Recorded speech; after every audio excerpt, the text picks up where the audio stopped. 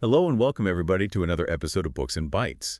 Today we're doing a deep dive into Discrimination and Disparities. By Thomas Sowell. By Thomas Sowell. Yeah. This book really tackles some tough questions about why different groups of people end up with such different outcomes in life. It's a fascinating read, and Sowell doesn't shy away from challenging conventional wisdom. No, he doesn't. He really pushes us to think beyond simple explanations like discrimination or genetics when trying to understand these complex issues. Right, because it's easy to jump to those conclusions. Right. But Sowell seems to be saying there's a lot more to this story. Oh, absolutely. So before we get into the nitty-gritty, can you give us a quick overview of the main themes he explores in the book? What's the big picture here? Well, one of Sowell's core arguments is that unequal outcomes are actually quite common. Okay. Not just in human society, but in nature itself. Oh. He uses examples like the distribution of earthquakes or lightning strikes to illustrate this point. These natural phenomena aren't evenly spread out. Right. They're concentrated in certain areas due to specific geographical or atmospheric conditions. Makes sense. And he argues that the same principle applies to human endeavors. Okay. Success in any field often depends on a unique combination of factors or multiple prerequisites that aren't always evenly distributed. Okay, so he's saying that just like those natural phenomena need a specific set of conditions to exist. Success in life, whether it's economic, social, or even artistic, requires a combination of factors that might not be equally available to everyone. Exactly. Okay. And he goes on to explore how these multiple prerequisites can play out in different areas of life. Okay. From individual achievement to the historical development of entire societies. Got it. He argues that we can't simply look at disparities in outcomes and automatically assume they're caused by discrimination or some inherent inferiority of one group over another. Right. We need to consider the full range of factors at play. So he's urging us to dig deeper and to avoid those knee-jerk reactions that often lead to simplistic explanations. Yes. And potentially even harmful policies. Absolutely. Yeah. And he backs up his arguments with a ton of historical data, sociological research, and economic analysis. He really wants us to engage with the evidence, not just the rhetoric surrounding these issues. Well, I'm ready to dive into that evidence. Okay. Let's start with his idea of multiple prerequisites. Okay.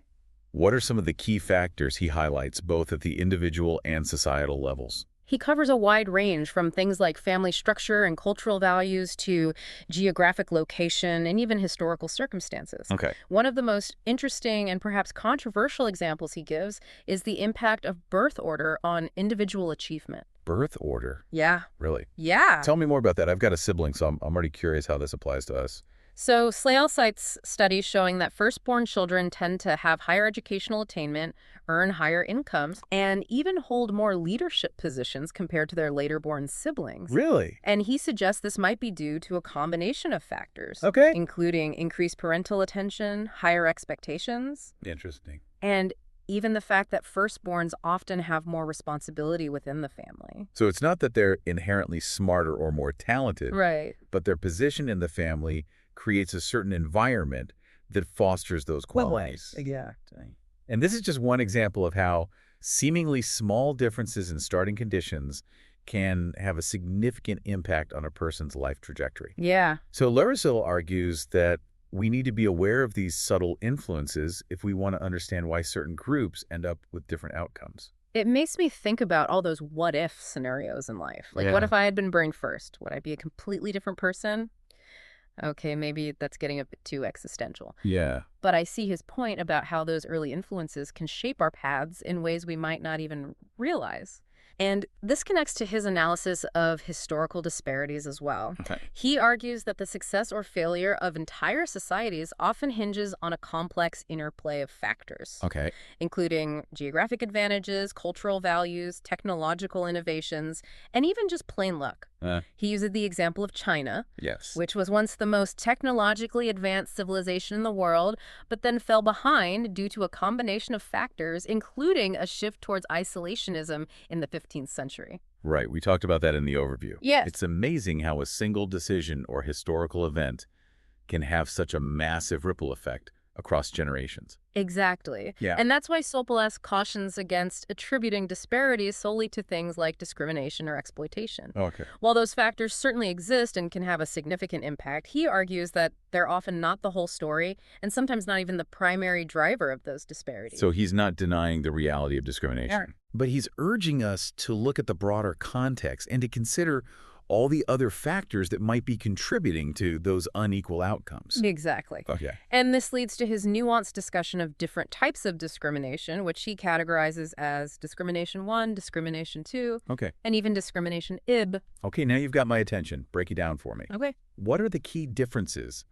between these categories, and why is it important to distinguish between them? Discrimination, as Sowell defines it, is based on recognizing real differences in qualities that are relevant for a particular task. Okay. Think about a basketball team selecting a taller player over a shorter one. Okay. It's about efficiency, not prejudice. Right, that makes perfect sense. Huh? You wouldn't expect a basketball team to ignore height when choosing players. No. So what about discrimination too? That's the kind based on arbitrary assumptions bias or even just plain animosity towards a particular group. Okay. This is closer to what we typically think of as prejudice or bigotry. So things like racism, sexism, or religious discrimination would fall under this category. Exactly. And so Mella argues that while discrimination too is certainly a moral issue, it's often less prevalent in competitive markets because it ends up being costly for the discriminator. Okay, how so? Think about a business owner who refuses to hire qualified people from a certain group just because of their background.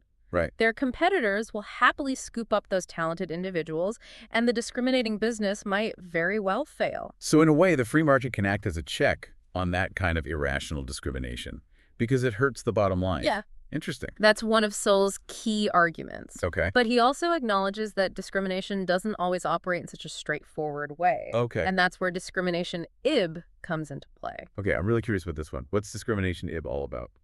This category gets into the tricky territory of empirically based generalizations. So Mello argues that there are situations where relying on statistical patterns might be a rational way to make decisions, even if those patterns don't apply to every individual within a group. Okay. He uses examples like hiring practices, where an employer might be hesitant to hire from a group that statistically has a higher crime rate, even if that means overlooking some qualified individuals within that group. That's like a slippery slope, though. Isn't that getting dangerously close to profiling? It can be, and so is careful to acknowledge the ethical complexities involved. Okay. He distinguishes between legitimate uses of statistical data and blatant prejudice. Okay. He's not saying it's okay to discriminate against individuals based on group stereotypes, Right. but he's acknowledging that there are situations where relying on group statistics might be a necessary, albeit imperfect, way to make decisions, especially when the costs of individual assessments are too high. This is definitely making me think about the trade-offs between efficiency and fairness. Mm-hmm. It's not always a clear-cut issue. No, it's not. And so Moss doesn't pretend it is. Why? He's constantly pushing us to grapple with these difficult questions and to avoid simplistic answers. Okay. He wants us to understand the nuances of discrimination and to recognize that it can manifest in different ways with varying degrees of intentionality and impact. This is already giving me a whole new framework for thinking about these issues. It's much more nuanced than I initially realized. I think so too. Okay. And that's one of the things I appreciate most about Sowell's work. Yeah. He's not afraid to challenge conventional wisdom even when it's uncomfortable or controversial. Right. He's always pushing us to think critically and to engage with the evidence, even if it leads us to conclusions that might not fit neatly into our pre-existing beliefs. Well, he's certainly given us a lot to unpack in this book, and I'm eager to dive deeper into some of these specific themes. Okay. But before we do, are there any particularly striking passages from the book that you think our listeners should know about? Oh, there are so many. One that really stuck with me was his discussion of the cost of discrimination, too. Okay. Particularly for societies that engage in it. That sounds important. What does he say? So Sybil writes, and I'm quoting here, "A society in which women are arbitrarily banned from many kinds of work can pay a huge cost by forfeiting the productive potential of half its population." That's a pretty powerful statement. It is. It really highlights the economic inefficiency of that kind of discrimination beyond just the moral implications. Exactly. And he goes on to say, from a causal perspective, other questions arise as to the reasons for such practices. Here, the cost of discrimination to the discriminator plays a causal role in the outcome. Hmm. So he's emphasizing that this kind of discrimination isn't just morally wrong, but it also tends to backfire on those who practice it. I'm starting to see why his work has generated so much debate. Yeah. He's not afraid to tackle these sensitive issues head-on and to challenge our assumptions about the causes and consequences of disparities. He's a master at weaving together historical analysis, economic principles, and sociological insights to paint a much more complex and nuanced picture of these issues than we often get in mainstream discussions. Well, I'm definitely hooked. I'm ready to keep exploring Sowell's ideas. Where should we go from here? Let's delve into his analysis of disparities in nature and history. Okay. This is where he really starts to lay the foundation for his arguments about the importance of those multiple prerequisites and the dangers of jumping to conclusions about the causes of inequality. Sounds good to me. Let's dive in. So really wants us to understand that disparities, whether they're happening in nature or in human society, don't automatically mean something unfair or discriminatory is going on. Okay. He uses some really interesting examples to get this point across. Now let's go back to those natural examples he gives, Yeah. like earthquakes and lightning. Yeah. How do those fit into his argument? Well, he's basically showing us that unequal or skewed outcomes are totally normal even in the natural world, Right. where human bias is obviously not a factor. Right. Think about lightning strikes. They're not evenly distributed across the globe, are they? You're right. I remember learning that certain areas are just more prone to lightning strikes than others because of the geography and climate. Exactly. And so Capole uses this to show how focusing solely on the disparity, Okay. in this case, where lightning strikes without considering the underlying prerequisites, can lead to wrong conclusions. Right. It's not that lightning is being discriminatory, it's that certain conditions are necessary for it to occur. Right. He then takes this same logic and applies it to human endeavors. So he's saying we need to look beyond just comparing outcomes and really understand the factors that lead to those outcomes in the first place. Yeah. It's about understanding the whole picture, not just a snapshot. Precisely. He argues that assuming a level playing field as the norm and then viewing any deviation from that norm as suspicious is a flawed way of thinking. He even uses the example of geysers, those amazing hot springs that erupt. Yeah. Did you know that more than half of all the geysers in the world are concentrated in Yellowstone National Park? No way. I had no idea. What's the significance of that? It's not like someone's deciding where geysers can and can't erupt, right? Exactly. The point is that even in nature, things are clustered and concentrated based on very specific conditions. It's not about fairness or equal opportunity. It's about the necessary prerequisites being present. And he applies the same line of reasoning to human history, which is where the example of China comes in. Ah, yes, China. That was a really striking example of how a seemingly isolated factor can have a huge impact on the trajectory of an entire society. Right. He compares China's decision to embrace isolationism in the 15th century with Europe's simultaneous expansion into the Americas and beyond. Yeah. While Europe was opening up new avenues for trade, exploration, and the exchange of ideas, China essentially shut itself off from those opportunities. It's like those two ships sailing in opposite directions, and the impact of that initial choice echoed for centuries. Exactly. It's a powerful illustration of how crucial it is to understand the historical context when analyzing disparities. Attributing differences in outcomes solely to discrimination often ignores the multitude of other factors that contribute to the complex tapestry of history. This is really giving me a new perspective on how to think about history, that's for sure. Yeah. It's so easy to fall into those simplistic explanations, but Sowell is really pushing us to dig deeper and consider all the nuances. He is. Another really fascinating historical example he uses involves Nazi Germany's attempt to develop a nuclear bomb. Now, that's a high-stakes scenario. What does he say about that? Well, he points out that Hitler actually initiated a nuclear program before the United States did. And at that time, Germany was a world leader in nuclear physics. They had some of the best minds in the field. So they had a head start, it sounds like. What happened? That's where those multiple prerequisites come into play again.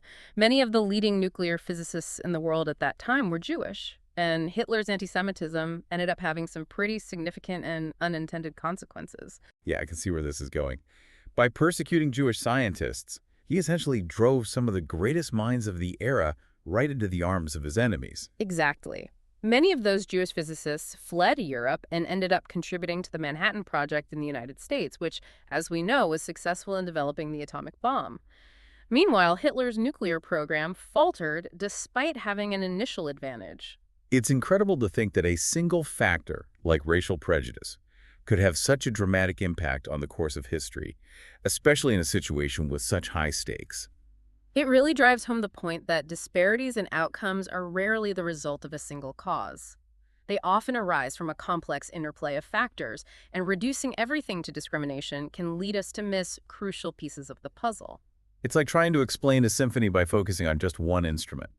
You're missing the full richness and complexity of the music. That's a great analogy. So Amal is urging us to listen to the entire orchestra, so to speak, when trying to understand these issues. Okay, so we've talked about some pretty large-scale examples of disparities in nature and history. Yeah. But how does Sokol connect this to individual success? That's where his discussion of those multiple prerequisites for individual success gets really interesting. He argues that things like family structure, cultural values, geographic location, and even something as seemingly random as birth order can have a significant impact on a person's life chances. We touched on birth order earlier, but I'm still a bit skeptical. Can you elaborate on that a bit more? I'm the youngest in my family, so I'm particularly interested to hear what he has to say about that. Well, so highlights research showing that firstborn children tend to be overrepresented in certain areas of achievement. Like what? For example, they're more likely to go to college, earn higher incomes, and even hold leadership positions. He explores a few possible explanations for this. One is simply the amount of parental attention firstborns receive, especially in smaller families. They get more one-on-one time with their parents in those crucial early years. That makes sense. It's like they have a built-in advantage from the start. Right. And he also points to research suggesting that parents often have higher expectations for their firstborn children, which can translate into greater effort and achievement from the child.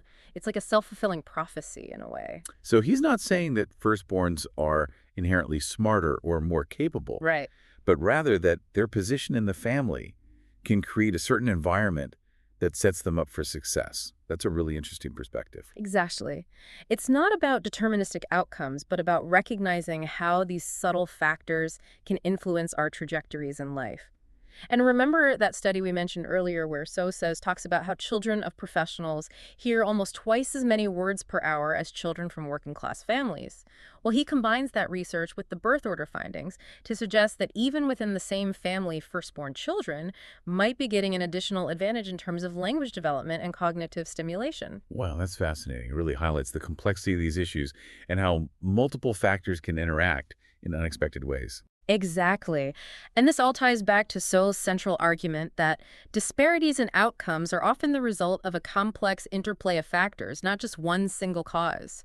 He's urging us to move beyond those simplistic explanations and to embrace a more nuanced understanding of how the world works. I'm starting to see the world through a whole new lens after this deep dive. It's making me question a lot of my assumptions about success, failure, and the reasons why people end up in different places in life. That's the power of Sowell's work. Yeah. He challenges us to think critically and to be willing to reconsider our beliefs even when it's uncomfortable. Okay, so we've talked about how these multiple prerequisites can play out at both the individual and societal level. Yeah. But I'm curious how Sowell addresses the issue of discrimination directly. Okay. Does he just dismiss it as a factor? Not at all. He actually dives deep into the nuances of discrimination, and this is where his categorization of discrimination discrimination and discrimination becomes really important. Right, we touched on those categories earlier, but I'm ready to go deeper. Yeah. Let's start with discrimination Okay. the kind based on bias or prejudice. How does he see that playing out in the real world?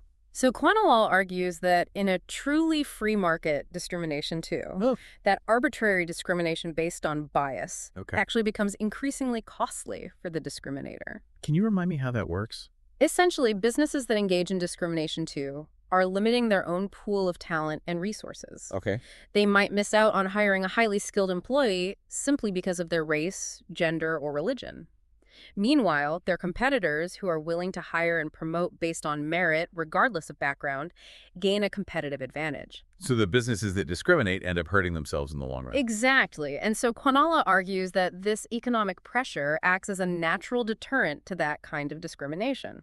He backs us up with several historical examples, particularly in the realm of businesses operating in competitive markets. I remember that example about the Southern Transit companies resisting segregated seating because it hurt their profits. Yes. Is that the kind of thing he's talking about? Precisely. That's a classic example of how market forces can sometimes push back against discriminatory practices. Yeah. Even when those practices are legally mandated.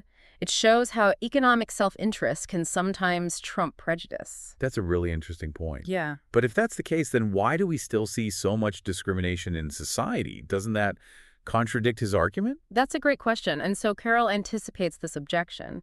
He acknowledges that discrimination definitely still exists, Okay. but he argues that we need to carefully analyze the reasons behind it.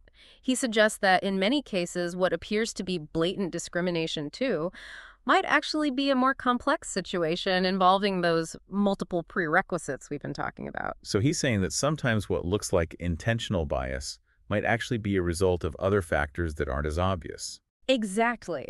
And this is where things get really interesting because he introduces a third category of discrimination. Discrimination IB. Discrimination dib. Okay, now I'm really intrigued. What's that all about? This category gets into the idea of empirically based generalizations. Remember how Sowell emphasizes looking at evidence and data? Yes. Well, discrimination IB is all about making decisions based on statistical patterns, even if those patterns don't apply to every individual within a group. That sounds a bit like profiling, doesn't it? It can be similar, but Sowell is very careful to distinguish between legitimate uses of statistical data and blatant prejudice. Okay.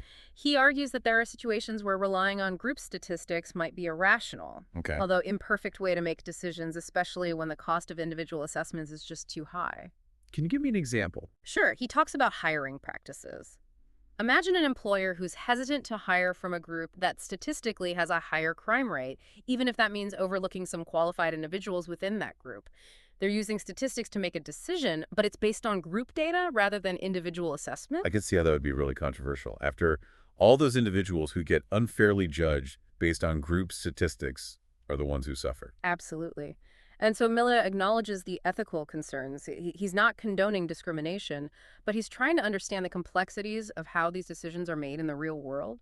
He even talks about redlining the practice of denying services like loans or insurance to residents of certain neighborhoods, often based on racial or ethnic makeup. I know redlining has historically been used to discriminate against minority communities, but how does that tie into discrimination, Indo?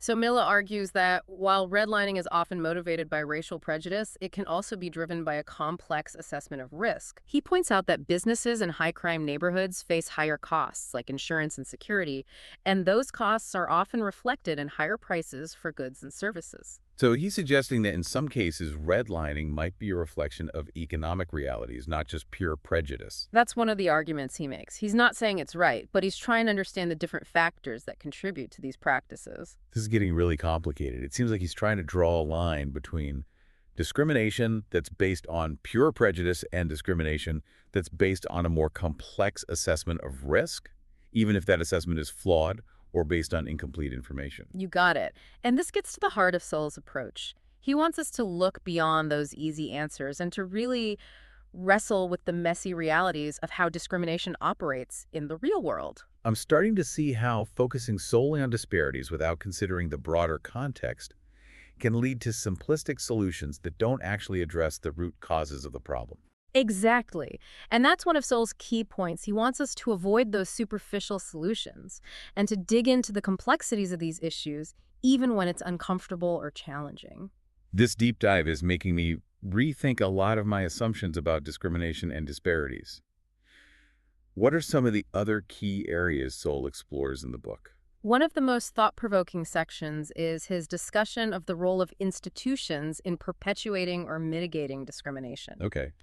He looks at how different types of institutions respond to incentives when it comes to discriminatory practices. Okay, that sounds interesting. What kinds of institutions is he talking about? He contrasts businesses operating in competitive markets with institutions like government agencies, universities, and even nonprofit organizations. He argues that businesses in competitive markets are more likely to prioritize efficiency and profitability. Remember the example of the transit companies resisting segregation? Yes. They were worried about losing customers and money. Right. So they had a direct financial incentive to avoid discrimination. Right, that makes sense. Right. They were responding to market pressures. Exactly. But institutions like government agencies, universities, and nonprofits often operate under a different set of incentives. Okay. They're not necessarily subject to the same market pressures as businesses. Okay. So they might be more influenced by things like political ideology, social pressure, or even just internal bureaucratic inertia.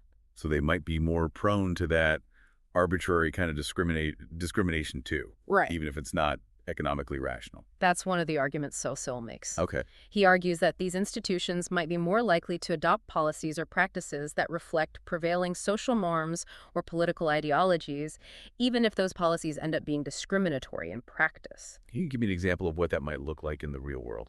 He uses several historical examples. For instance, he talks about the history of employment discrimination in academia. Okay. He points out that prior to World War II, there was widespread discrimination against both blacks and Jews in hiring practices at universities. That's a sobering thought. Sure. But unfortunately not surprising given the historical context. But I'm curious, how does this connect to Sowell's broader argument? Is he saying universities were intentionally discriminating? Well, he's not necessarily saying it was always a conscious decision, but he argues that the structure of academia, with its emphasis on prestige, tenure, and internal networks, created an environment where discrimination could persist, even as it was being challenged in other sectors. So it was less about overt bigotry and more about the way those institutions were structured and the incentives that were in place. Exactly. And he argues that this highlights the importance of understanding how incentives shape behavior, both at the individual and institutional level. This is really making me think about how the systems we create can have a huge impact on outcomes, sometimes in ways we don't even realize. Right. And so Stoll is always urging us to think critically about these systems and to consider the unintended consequences of our actions, even when those actions are motivated by good intentions. This has been an incredibly eye-opening conversation. I feel like I'm starting to understand Sowell's arguments about discrimination and disparities on a much deeper level. I'm glad to hear that. Yeah. He's a challenging thinker, but his work can really help us see the world in a new light. Okay, so we've covered a lot of ground, from disparities in nature to the complexities of discrimination. What other key themes does Sowell explore in discrimination and disparities? Well, one area he delves into is the impact of government policies, Okay. especially those aimed at addressing social problems like poverty and inequality. I'm particularly interested in that. Does he offer any specific solutions or policy recommendations? He's actually less interested in prescribing specific solutions Okay. and more focused on helping us understand the underlying dynamics at play. He argues that many well-intentioned policies can actually have unintended negative consequences, especially when those policies are based on flawed assumptions about the causes of disparities. Could you give me an example of what he means by that? Sure. One of the most prominent examples he discusses is the impact of minimum wage laws. While minimum wage laws are often presented as a way to help low-wage workers, so Sowell argues that they can actually harm those with the least skills and experience, disproportionately impacting minority groups and young people. I remember that example about teenage unemployment rates before and after minimum wage laws were reintroduced. Yeah. That was really thought-provoking. Exactly. And he connects this to the idea of multiple prerequisites again. He argues that when you artificially raise the cost of labor, employers become more selective in their hiring practices. They're less likely to take a chance on someone who lacks experience or might need more training. And sadly, this often means that those who are already at a disadvantage in the labor market bear the brunt of those negative consequences. It's almost like a double-edged sword. The intention might be to help, but the outcome can actually widen the gap between those who are already ahead and those who are struggling to catch up. That's a great way to put it. So Sowell is constantly reminding us to look beyond good intentions and to carefully analyze the actual effects of policies, even when those effects are uncomfortable to acknowledge. This is definitely making me think about the importance of considering unintended consequences when it comes to social policy. It's not enough to just have good intentions. We need to think critically about how our actions might impact different groups in society. Absolutely. And that's one of the key messages Sowell wants us to take away from this book. He's not saying we shouldn't try to address social problems, but he's urging us to do so with a clear-eyed understanding of the complexities involved. This deep dive has definitely challenged a lot of my assumptions about discrimination and disparities. I'm starting to see how focusing solely on outcomes without understanding the underlying causes can lead to simplistic and even harmful solutions. You're getting it. And that's one of the most valuable insights Sowell offers in this book. Yeah. He wants us to move beyond those superficial solutions and to really grapple with the root causes of these complex issues. This has been an incredibly illuminating conversation so far. Before we wrap up, are there any other key themes or insights from the book that you think are important for listeners to understand? One of the most fascinating and perhaps controversial aspects of Sowell's work is his analysis of how people naturally sort themselves into groups and communities. Okay. He explores the ways in which this sorting process can both contribute to and mitigate disparities. This is where things get even more complex, right? Tell me more about it. So Sowell points out that people often choose to live near others who share similar backgrounds, values, or lifestyles. This happens across cultures throughout history and even within groups that face discrimination. Okay. He uses examples like Italian immigrants clustering together in certain New York neighborhoods or Lebanese immigrants forming enclaves in Sierra Leone. So he's saying that segregation isn't always imposed from the outside. Sometimes it's a matter of people choosing to live near others who are like them. Exactly. So argues that there's a natural human tendency to gravitate towards people who share our values, beliefs, and experiences. This can be a source of strength and support, but it can also contribute to social divisions and disparities. That makes sense. But I'm guessing Sol has some thoughts about how governments try to intervene in this sorting process, especially when it comes to things like housing and education. You know it. He's pretty critical of government policies that aim to forcibly integrate neighborhoods or schools. Really? He argues that these policies often ignore the reasons why people sorted themselves in the first place, and they can lead to unintended negative consequences. Can you give me some examples of what he sees as those unintended consequences? He revisits the government's Moving to Opportunity program and how it failed to deliver on its promise of improving outcomes for low-income families who were relocated to more affluent neighborhoods. He also discusses the forced busing of school children to achieve racial integration, pointing out that while it may have had some positive effects, it also caused a lot of resentment and social upheaval, often without significantly improving educational outcomes for the students involved. It seems like he's suggesting that these top-down approaches to social engineering can backfire, even when they're motivated by good intentions. That's one of his central arguments. He believes that attempts to manipulate human behavior through social policy often have unpredictable and undesirable outcomes. He suggests that instead of trying to force people into artificial arrangements, we should focus on creating conditions that allow individuals to make their own choices and to pursue their own paths to success. So it's more about empowering people than about engineering outcomes. It's about creating an environment where everyone has the opportunity to thrive, regardless of their background or circumstances. Precisely. And so believes that this approach is more likely to lead to genuine progress and a more just and equitable society in the long run. This deep dive has been incredibly thought-provoking. Sowell's work is definitely challenging, but it's also incredibly insightful. It's making me rethink a lot of my assumptions about how the world works and the best ways to address social problems. I'm glad to hear that. He's a master at pushing us beyond our comfort zones and encouraging us to look at these issues from multiple perspectives. Well, he's certainly given us a lot to think about as we wrap up our exploration of discrimination and disparities. Yes. What are your final thoughts for our listeners? Well, I think Sowell's book is a powerful reminder that we need to be wary of simplistic explanations for complex social phenomena. Okay. He urges us to look beyond the surface, to examine the evidence carefully, and to consider a wide range of perspectives before jumping to conclusions. He challenges us to think critically about the role of government, the limits of social engineering, and the importance of personal responsibility. And ultimately, I think his work encourages us to approach these difficult issues with a sense of humility, recognizing that there are no easy answers or quick fixes. This has been a fantastic deep dive, and I want to encourage all of you to check out Sowell's work and continue grappling with these important questions. Until next time, keep those brains buzzing. Okay, so we talked about those multiple prerequisites for success, the different types of discrimination, and the role of institutions. What else does Sowell unpack when it comes to these complex issues? Well, he has this really interesting chapter where he digs into the ways people sort and unsort themselves in societies. And it's not always driven by the things you might first assume. Oh, that sounds intriguing. Give me the details. What kinds of sorting is he talking about? Well, he starts with residential patterns. He points out that people often choose to live near others who share similar backgrounds, values, or lifestyles. And this isn't a new phenomenon. It's been true throughout history, across cultures, and even within groups that face discrimination. So it's not just about external forces pushing people into certain areas. You're saying there's an element of choice involved. Exactly. So Committal argues that there's this natural human tendency to gravitate towards people who are like us.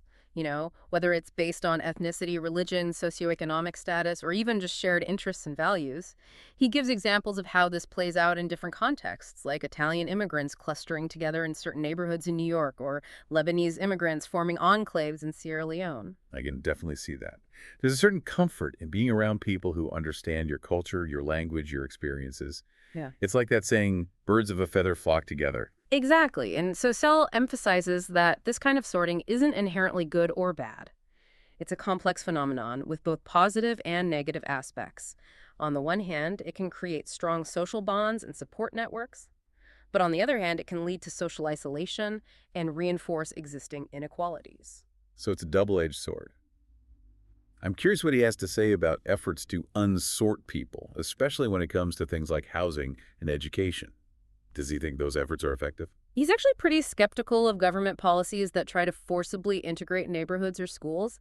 He argues that these policies often ignore the reasons why people sorted themselves in the first place, and they can lead to unintended negative consequences. You've talked a lot about unintended consequences today, and I'm starting to see how Sowell's focus on those multiple prerequisites really makes you think about policies in a different way.